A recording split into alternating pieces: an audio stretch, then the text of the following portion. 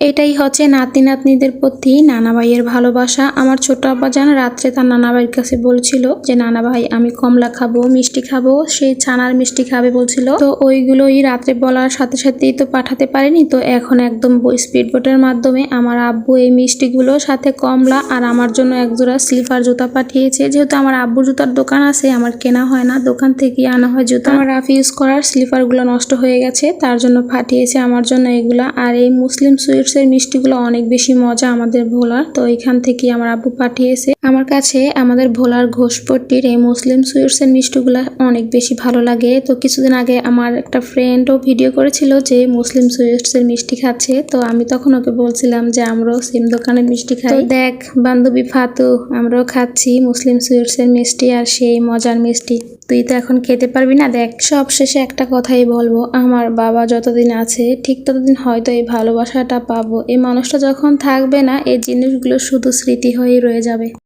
আমার ছোট আব্বাজান তার নানা ভাইয়ের কাছে আবদার করছে মিষ্টি খাবে, কমলা খাবে, তো সেই ভোলা থেকে স্পিড বোটের মাধ্যমে আমাদের বরিশালে আমাদের জন্য মিষ্টি পাঠিয়েছে। সাথে আমার স্লিপারগুলো নষ্ট হয়ে গেছে, তো আমার যেহেতু আব্বুর দোকান আছে জুতার, তো এখান থেকে আমার জন্য একজন স্লিপারও নিয়ে আসছে, মানে পাঠিয়ে দিয়েছে। আর এই আমাদের ভোলার মিষ্টিগুলোতে এমনিতে অনেক বেশি মজা, আর যদি হয় এই মুসলিম সুইটসের মিষ্টি তাহলে তো কোনো কথাই নেই, সেই মজা।